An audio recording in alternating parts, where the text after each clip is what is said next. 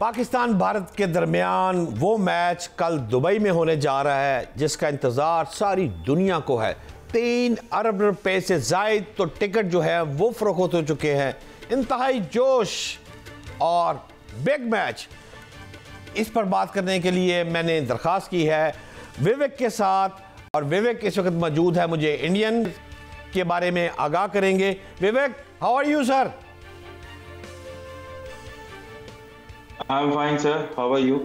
अल्हम्दुलिल्लाह मैं ठीक हूँ। विवेक ये बताएं कि इस वक्त पाकिस्तान और भारत का बड़ा टाकरा जो है वो कल हो रहा है। पूरी दुनिया इस मैच को देखने के लिए पागलों की तरह उमड़ आई है। आप क्या समझ रहे हैं, क्या देख रहे हैं? जोशो वलवला इंडिया में क्या हो रहा है, पाकिस्तान में जो हो रहा है वो तो मुझे पता है, लेकिन इंडिया दुबई के बारे में कुछ मुझे रहनुमाई फरमाएं।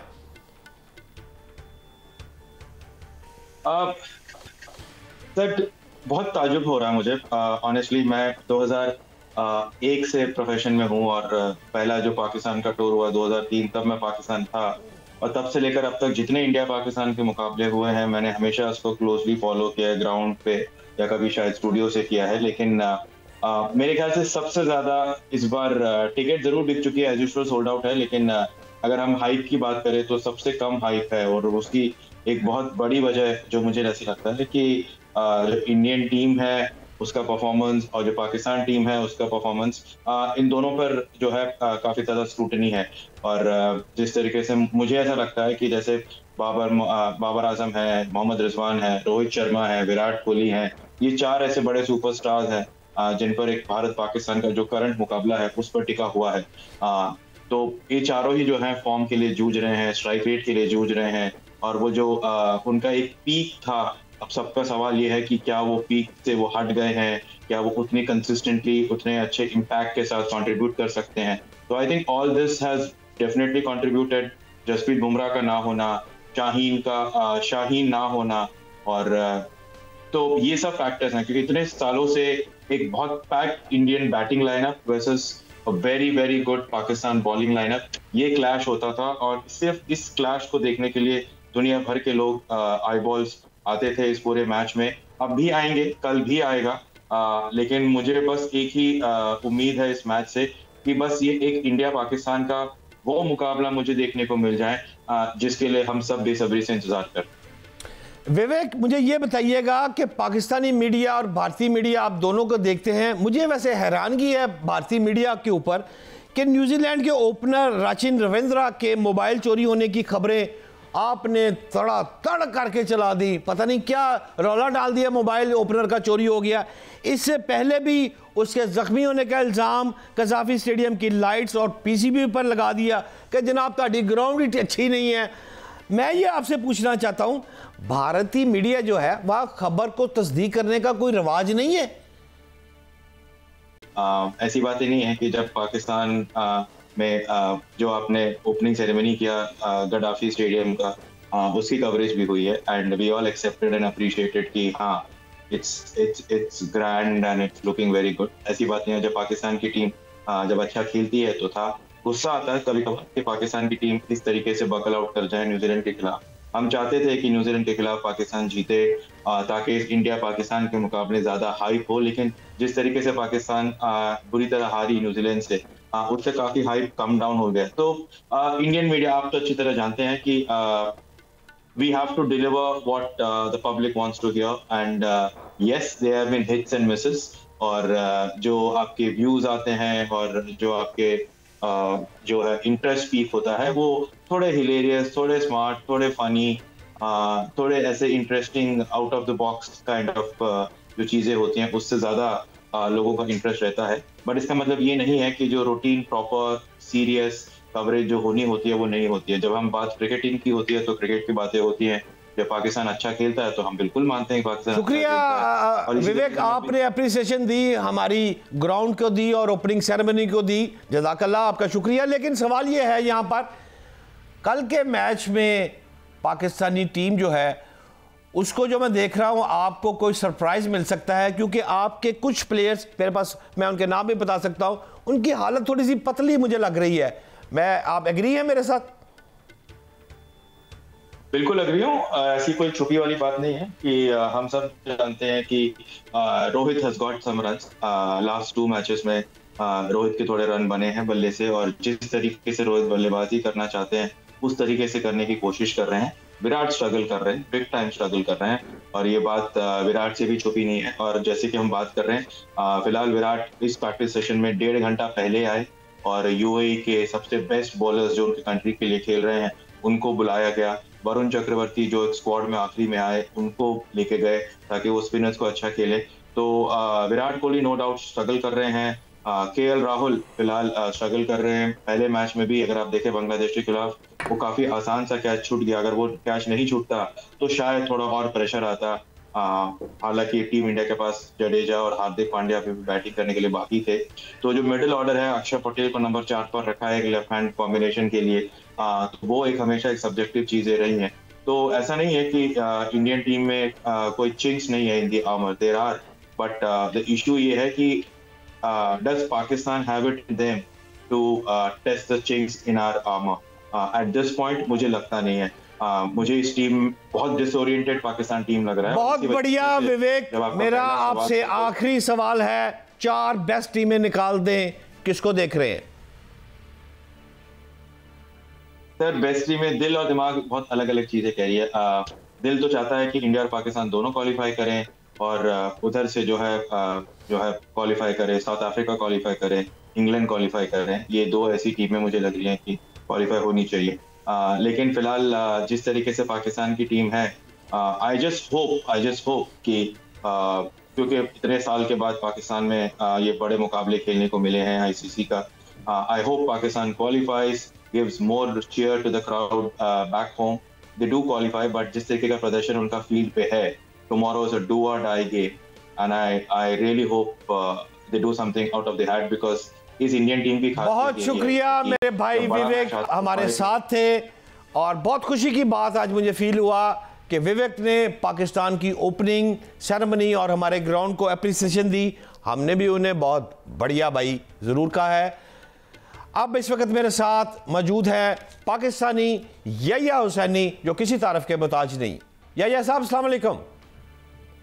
जी शहजाद साहब वालेकुम सलाम।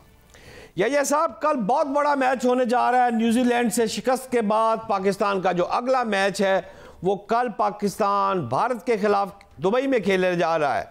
आपसे ये पूछना चाहता हूँ हुजूर, इवेंट में रहने के लिए पाकिस्तान को अपने बाकी 2 मैचेस जो है वो इंतहाई ज़रूरी है, जीतने पड़ेंगे, जबकि साइम अयूब और फ़खर जमान जो है उनकी गैर मौजूदगी में कौमी क्रिकेट टीम, मुझे तो कुछ सवालिया सा निशान लग रहा है। आप क्या कहेंगे? नहीं, इतना जहन पे जोर डालने की ज़रूरत नहीं है, दिल पर बोझ डालने की ज़रूरत नहीं है, और बिल्कुल रिलैक्स रहें।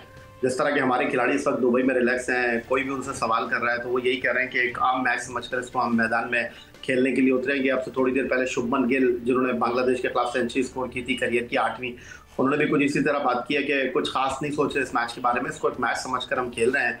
तो जब दोनों टीमों के खिलाड़ी इस हद तक नॉर्मल हैं या नॉर्मल रहने की कोशिश कर रहे हैं, वो भी इस मैच की अहमियत को समझते हैं, इस मैच के हाई वोल्टेज के हवाले से सभी गुफ्तगू कर रहे हैं, तो आप भी रिलैक्स रहिए। और खेल में हार जीत हो जाती है, हमारी जो परफॉर्मेंस है न्यूजीलैंड के खिलाफ वो सबके सामने है। लेकिन जब इंडिया पाकिस्तान का मैच होता है तो माजी में क्या हुआ है ये सब माजी का किस्सा बन जाता है।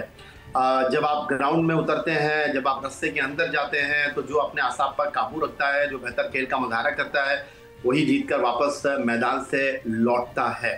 नो डाउट इस वक्त हमारी टीम की बहुत सारी ऐसी पोजीशन हैं, बहुत सारे ऐसे मसाइल हैं जो कि उजागर हुए हैं।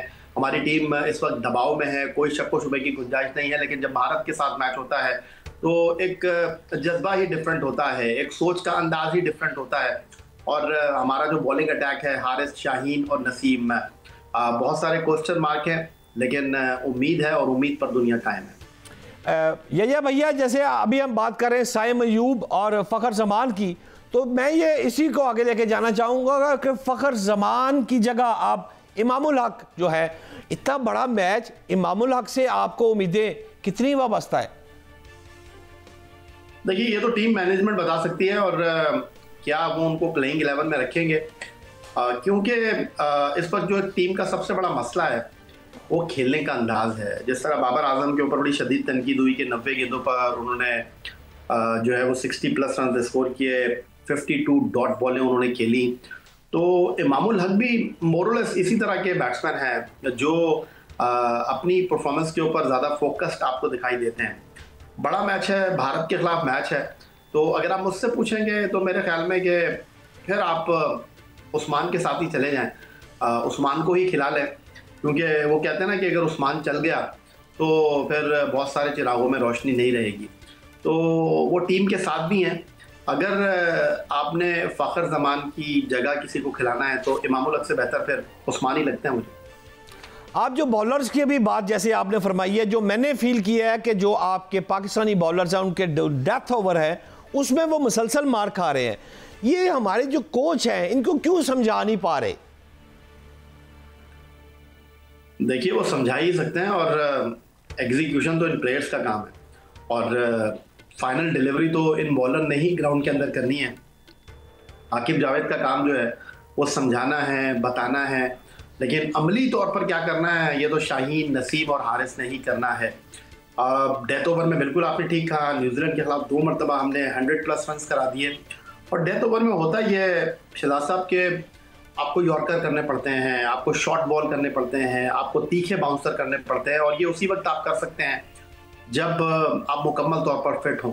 तो बाज़ाहिर तो यही लग रहा है कि कुछ मसाइल हैं, कुछ फिटनेस के इश्यूज़ हैं, लेकिन बावजूद उसके अब हमारे पास यही रिसोर्सेज हैं और इन्हीं रिसोर्सेज के साथ हमने भारत के खिलाफ एक अहम मैच खेलना है। अगर तो भारत को हरा दिया तो फिर जनाब नैया पार है, और नहीं हराया तो फिर बहुत नाराज़गी हो जाएगी। या भैया मुझे ये बताइएगा कि ये ट्राई सीरीज़ में भी, चैंपियन ट्रॉफी में भी मैच में पाकिस्तान की बॉलिंग जो है वो मुसलसल नाकाम रही। हम तो बॉलर्स के भरोसे पर मैच जीत लिया करते थे। अब जो हमारे बॉलर्स हैं, कल के मैच के हवाले से आप मुझे बॉलर्स के बारे में ज़रूर कुछ मेरी रहनुमाई फरमाएं। नज़र आ रहे हैं आपको चलते हुए? देखिए, आपके पास कोई ऑप्शन है नहीं, आपके पास यही बेहतरीन बॉलर्स हैं, और जब आप टीम बनाने के लिए बैठेंगे तो हारिस, शाहीन और नसीम, ये पहले आप बॉलिंग के लिए मुंतखब करेंगे। क्या फ़हीम अशरफ को हम चौथे बॉलर के साथ मैदान में उतारेंगे? थोड़ा सा दुबई का ट्रिकी पिच है, और उस पिच के ऊपर इब्तदाई ओवर बड़े इंपॉर्टेंट होंगे। शाहीन आपको इब्तदाई ओवर में विकेटें लेकर देते रहे हैं, और फिर सेकंड स्पेल में हारिस अच्छा बॉल करते रहे हैं। अब से 6 महीने पहले मैं न्यूयॉर्क में था, जहां पाकिस्तान और भारत के दरमियान T20 वर्ल्ड कप का मैच हुआ था, और वहाँ पर भी हमारे बैट्समैनों ने पीछे लगा दिया था भारत की टीम को। एक कम स्कोर उन्होंने किया था, लेकिन हमारी बैटिंग डिलीवर नहीं कर सकी। तो दबाव में तो होगी भारत की टीम, अगरचे उनके पास 3 ऐसे बैट्समैन हैं, विराट कोहली के 50-100 हैं, रोहित शर्मा के 3200 हैं, शुभमन गिल के 800 हैं। अगर सिर्फ 3 खिलाड़ियों की मैं बात करता हूँ तो 90-100 हैं इंटरनेशनल क्रिकेट में भारत के 3 प्लेयर के साथ। लेकिन बावजूद उसके वो कहते हैं ना कि क्लास परमानेंट होती है, फॉर्म टेम्पररी होती है। तो भारत के जहन में शाहीन आफरीदी का 2021 का स्पेल तो होगा। बहुत शुक्रिया।